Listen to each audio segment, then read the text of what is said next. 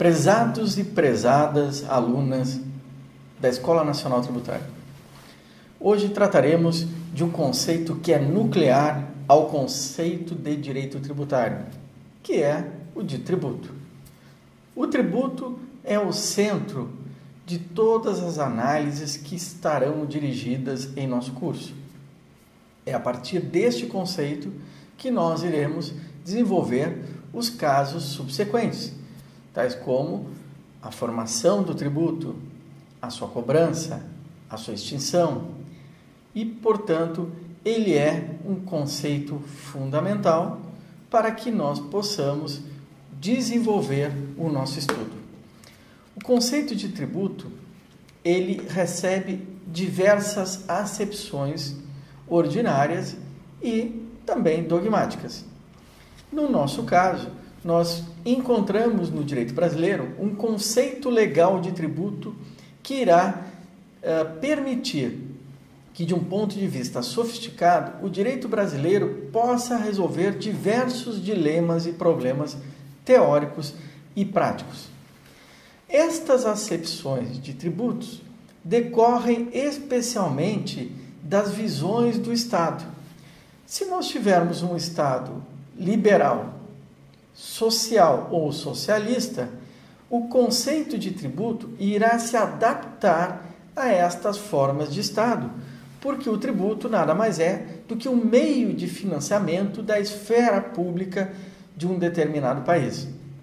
Portanto, não há um conceito universal, histórico de tributo. O tributo é uma forma de financiamento da esfera pública e do Estado.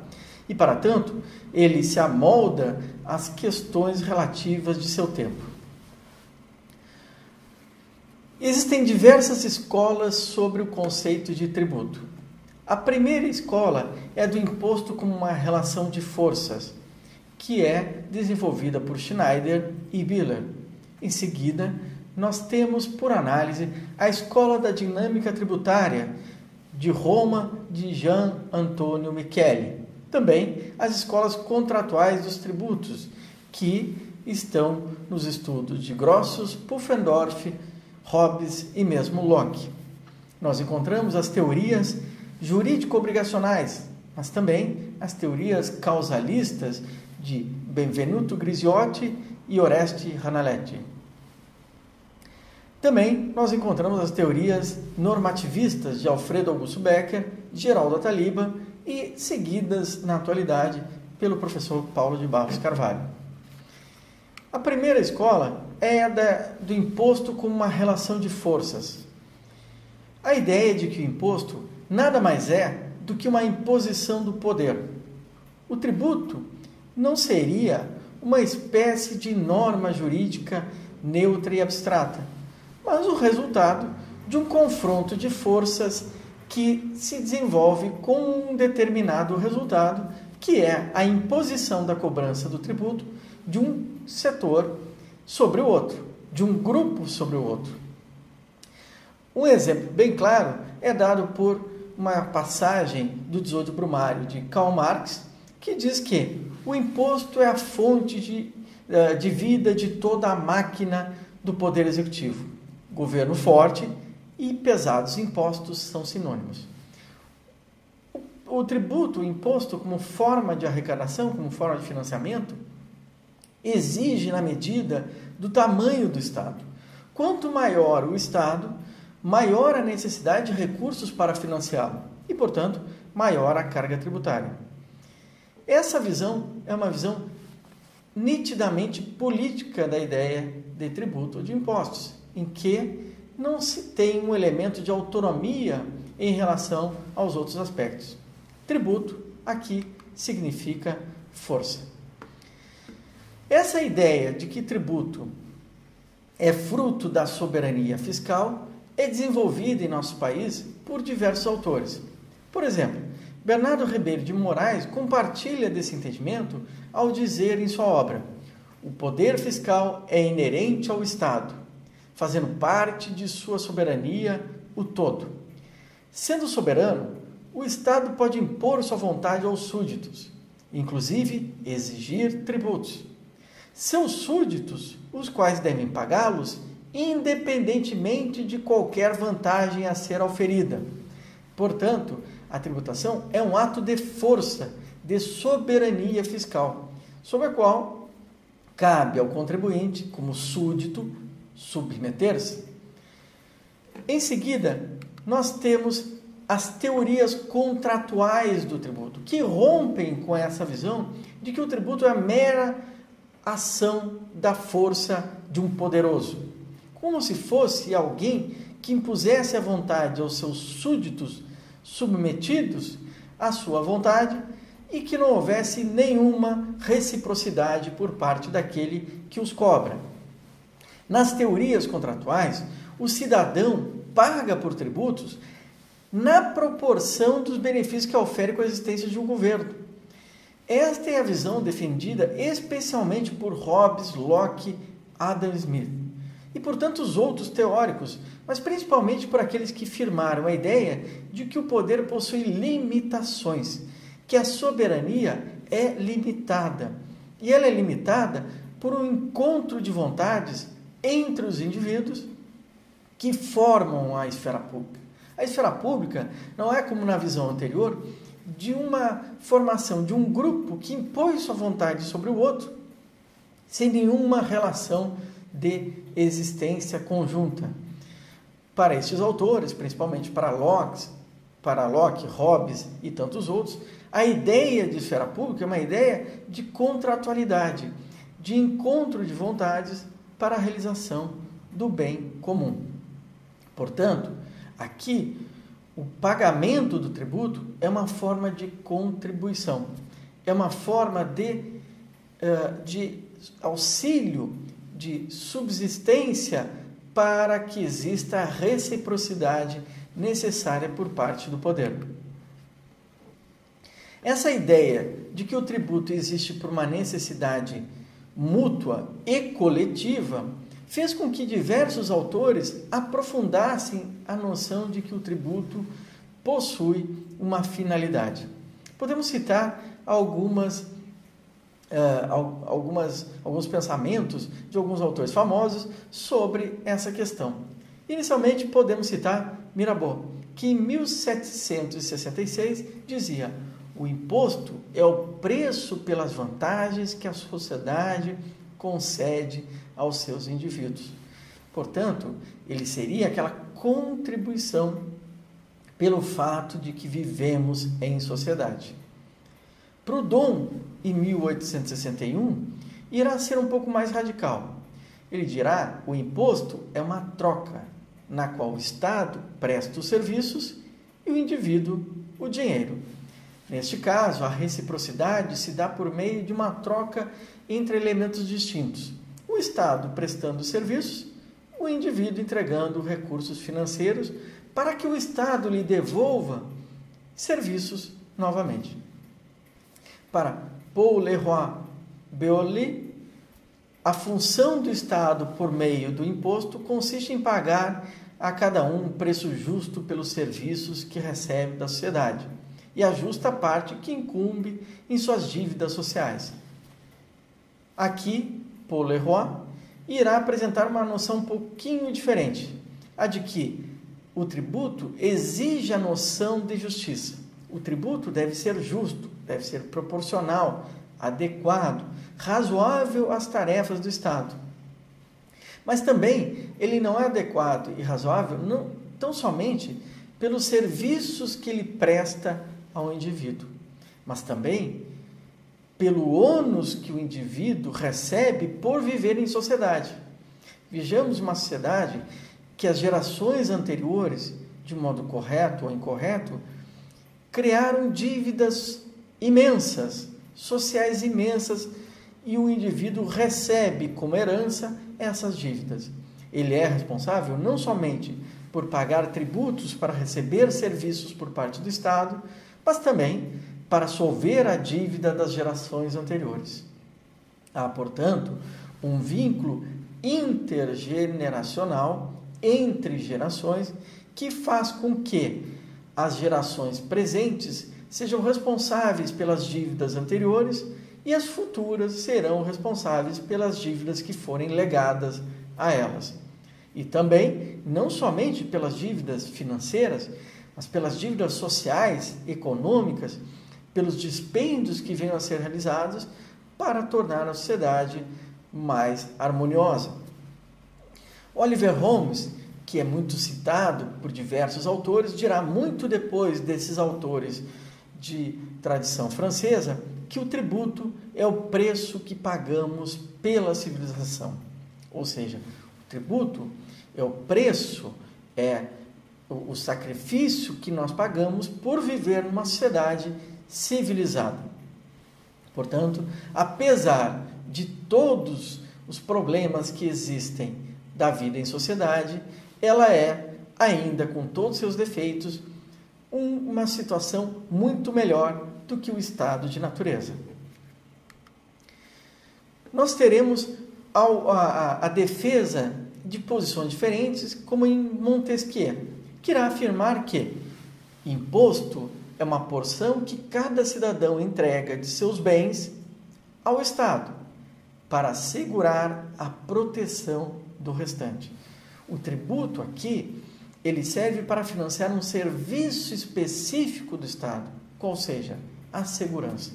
O Estado aqui não tem tarefas sociais meritórias e virtuosas. Não. O Estado possui uma única tarefa fundamental: ser guardião da paz social, ser guardião do status quo. Portanto, aqui nós temos uma única exigência por parte daquele que contribui com tributos, que o Estado lhe devolva a segurança. Este é o Estado pretendido pelos proprietários, por aqueles que detêm bens e posses, e, portanto, muito diferente de um Estado social e democrático de direito, como é o caso do Brasil. Mas este Estado, superado por outros, apresentava-se no período liberal como um Estado fundamentalmente correto em não interferir na vida social. Nós vamos encontrar em diversos autores a ideia de que os tributos possuem uma causa justa ou uma causa necessária. E não seria um mero ato de força, ele não seria um mero ato de proteção dos proprietários, ele não seria um mero ato de contratualidade recíproca. Ele deveria ter elementos de correção. Nós podemos citar aqui um grande jurista português que traz, talvez, uma das mais importantes consagrações desse pensamento. A redação do autor apresenta-se com uma clareza, com um raciocínio que merece homenagens.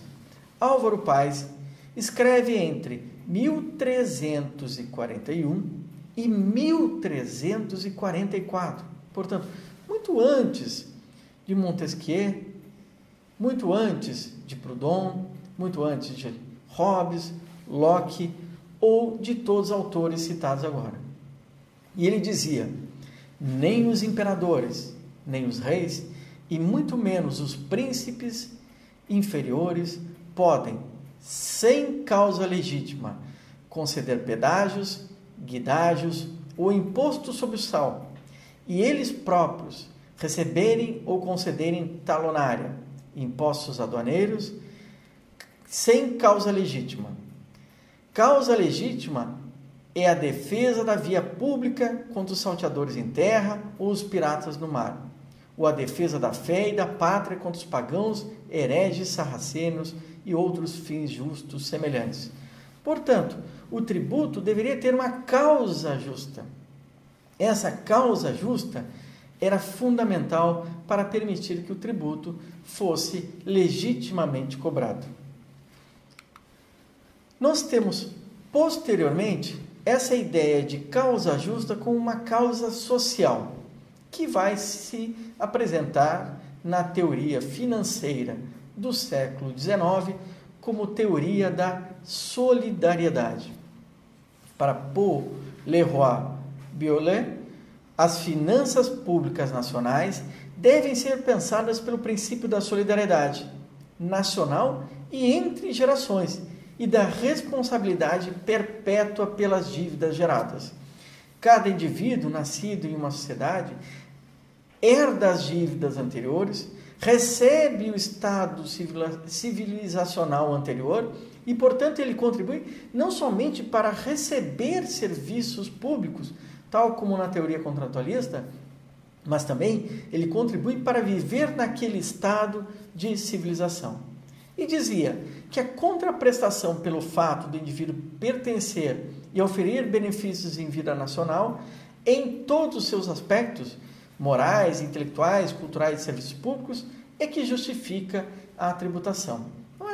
Não são somente os serviços públicos, mas o fato de recebermos esse acervo cultural, educacional, civilizacional, que faz com que nós sejamos a pagar os tributos.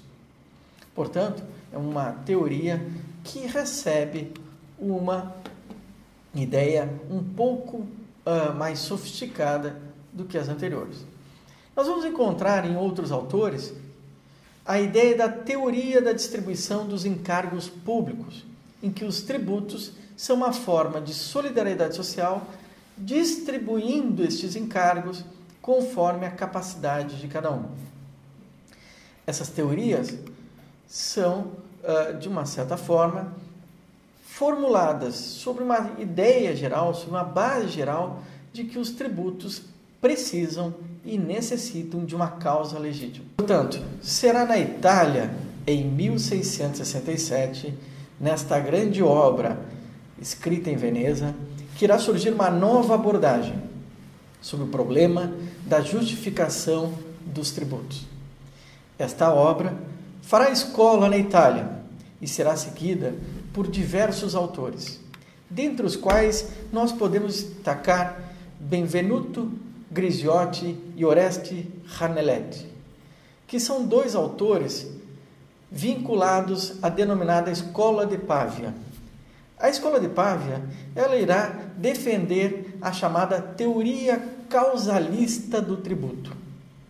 Essa teoria, diferentemente das teorias medievais, trará uma nova abordagem sobre o problema da fundamentação dos tributos, diferentemente daquelas teorias políticas, financistas e filosóficas da escolástica.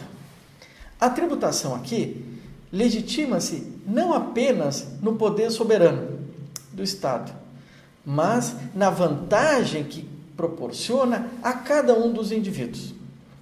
Mas não é uma abordagem causalista ao estilo da teoria antecedente sobre o benefício ou o sacrifício que o imposto impõe a cada um dos seus súditos. Trata-se de uma abordagem radicalmente diferente. Para Oreste Ranelletti, a causa última dos tributos é impossível de ser apreendida com base na determinação concreta do benefício oferido por cada um dos cidadãos que pagam os seus tributos. Portanto, este dever de colaboração social ao suportar o encargo dos tributos não possibilita, desde imediato, apreender qual que seja o benefício individual e concreto que é trazido para cada um dos contribuintes. Portanto, é necessário, conforme essa teoria, buscar-se um novo elemento de verificação, um novo elemento de aferição da causa última do dever de pagar tributos. Como é impossível se determinar em concreto o benefício de cada um e, portanto, também determinar-se o sacrifício exigido de cada um, nós devemos buscar em algum elemento concreto a determinação deste dever. Para essa teoria, nós podemos encontrar na riqueza que cada um ofere por viver em sociedade como elemento caracterizador de uma justificativa para a tributação. Quem tiver mais riqueza ou mais patrimônio em uma sociedade terá o dever de contribuir em maior medida.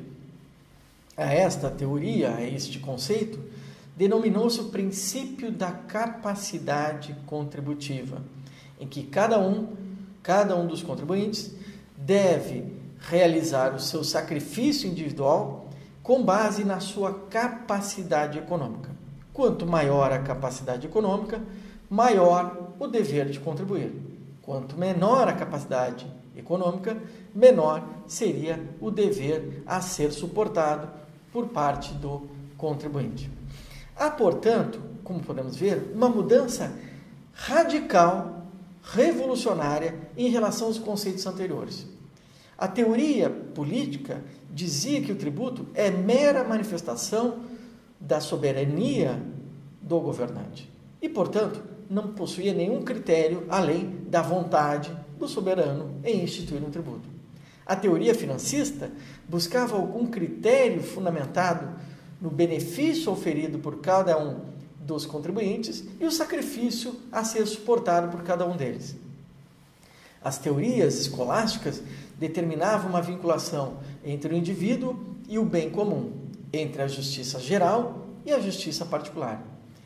Será na escola italiana que irá surgir um elemento radicalmente novo: a tributação com base em critérios objetivos. Estes critérios objetivos tentariam mensurar, com base no resultado econômico que cada um ofere em sociedade, qual o dever de se contribuir para o sustento dos gastos sociais. A teoria do tributo no Brasil vai ser estabelecida de uma forma muito importante por meio de alguns diplomas legais.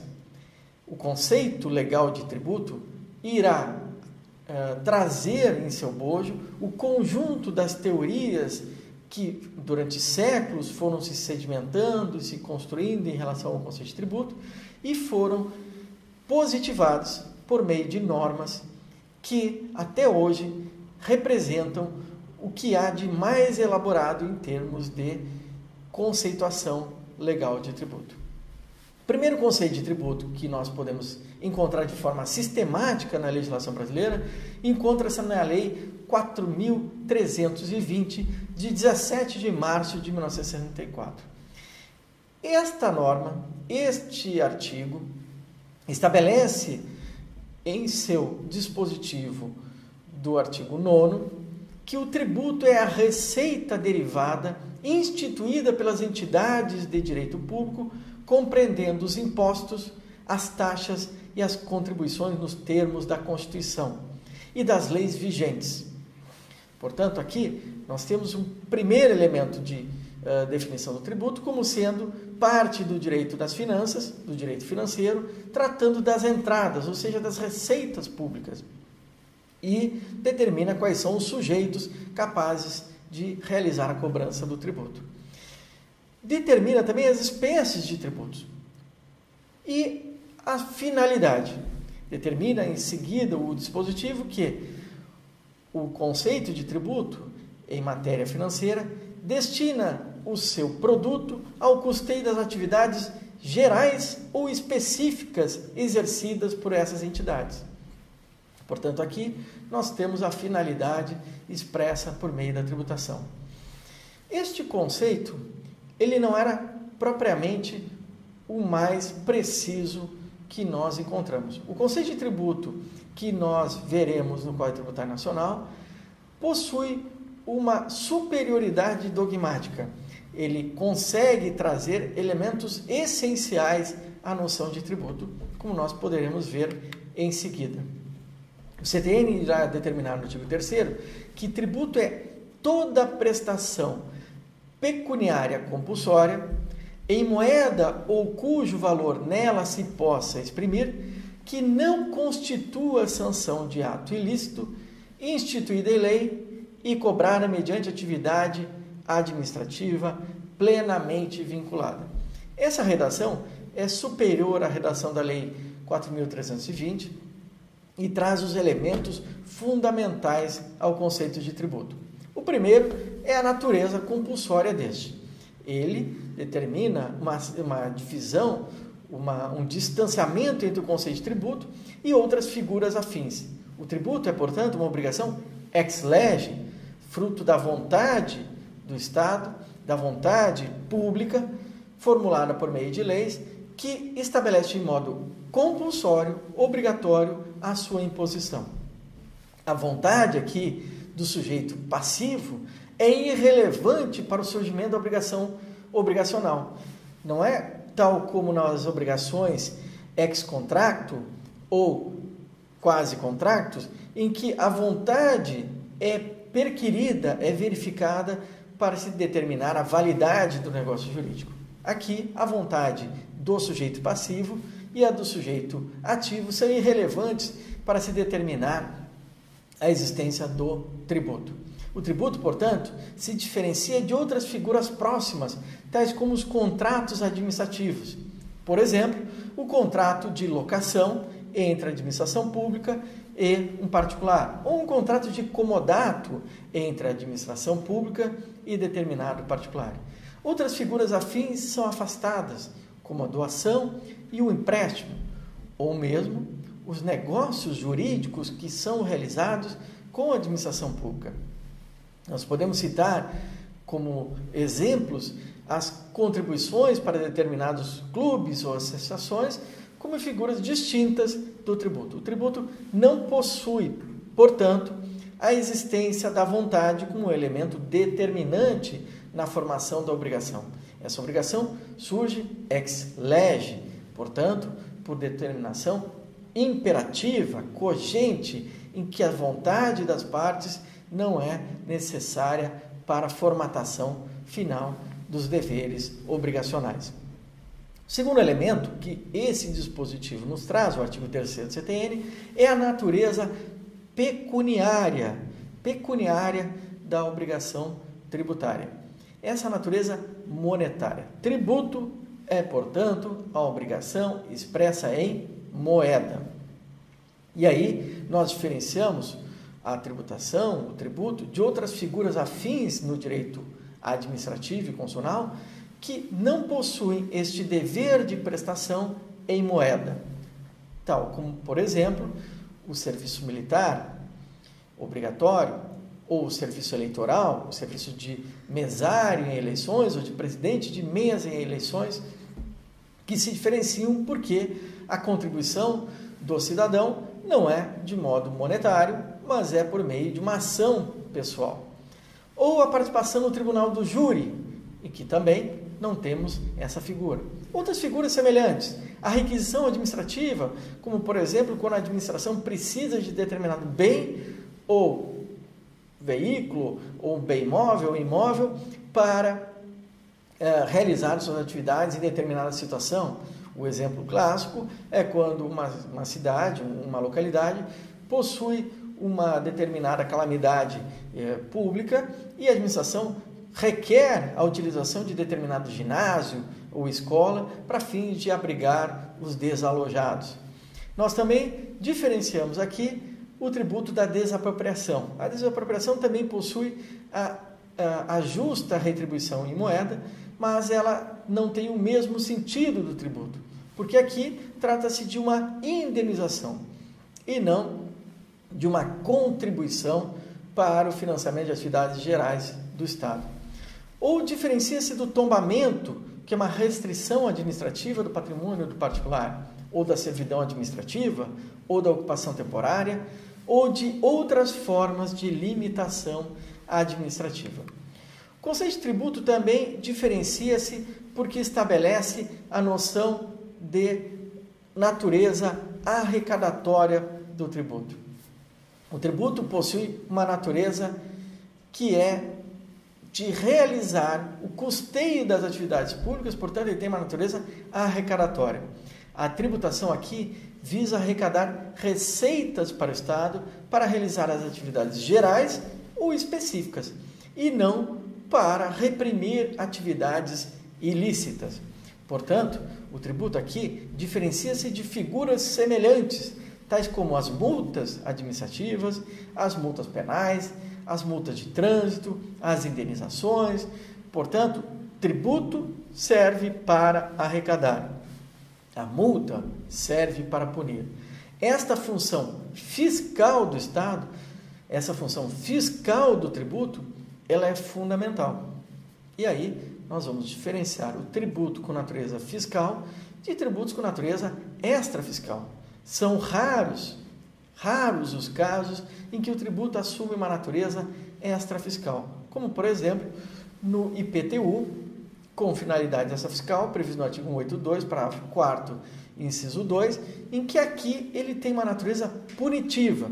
Mas a regra geral é que os tributos não podem ter natureza punitiva, eles têm natureza arrecadatória. Os tributos, portanto, eles têm essa natureza arrecadatória. E aí nós podemos diferenciar alguns casos próximos, mas que não têm essa mesma natureza. O caso das contas vinculadas de FGTS, que pertencem não ao Estado, mas ao depositante, que no caso aqui é o trabalhador. Ou o depósito judicial, realizado por uma das partes em processo judicial. Também aqui não há a entrega de recursos ao Estado para o custeio de suas atividades, mas a utilização de um meio de garantia de que o processo terá o seu fim e, ao cabo, o valor necessário para suprir o objeto da demanda. Nós também diferenciamos aqui o tributo de outras formas de receitas públicas que são originárias, como, por exemplo, o lucro das empresas estatais ou as compensações financeiras pelo uso de recursos naturais. O quarto elemento do conceito de tributo que aparece no artigo 3º do CTN, que é muito importante, é a sua natureza legal. Os tributos devem necessariamente ser instituídos por lei. Os tributos são instituídos em lei. Portanto, não é possível que um tratado internacional, uma convenção internacional ou qualquer ato do direito internacional que venha constituir um tributo. Os tratados repartem as competências internacionais, mas não têm o condão de criarem tributos. Diferenciamos também as decisões judiciais. O legislador aqui, ele tem o poder de realizar a tributação. Ele tem o poder de instituir os tributos. O magistrado, o judiciário, ele somente pode atuar como legislador negativo, impedindo que surja a tributação. Mas o magistrado, o juiz, ele não pode substituir o legislador e instituir um tributo, substituindo aqui a vontade popular representada no parlamento. Também não podem surgir tributos por meio de portarias, instruções normativas, decretos, convênios, atos administrativos em geral. Se isso ocorrer, haverá um vício de ilegalidade. O último elemento relevante do conceito de tributo é a sua natureza administrativa vinculada. Tributo, ele é cobrado mediante uma atividade administrativa vinculada. Ou seja, a cobrança dele deve estar realizada de forma plenamente vinculada à legislação.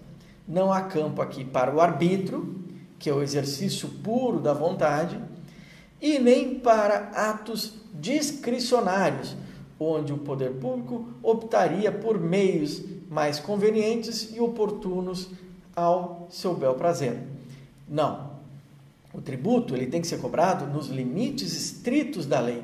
Há uma reserva aqui de legalidade na cobrança muito importante, que evita que alguns sejam cobrados em demasia, porque são desafetos da tributação, da administração tributária ou dos governantes, ou que alguns sejam desincumbidos do dever de pagar tributos porque são próximos e amigos do poder. Portanto, o conceito de tributo aqui é um conceito extremamente importante. Encerramos, portanto, essa jornada de análise da tributação e verificamos a importância do artigo 3º do CTN como um marco para o estudo do direito tributário. É com base no artigo 3º que nós vamos construir este nosso edifício conceitual que vai seguir-se nas próximas lições. Muito obrigado.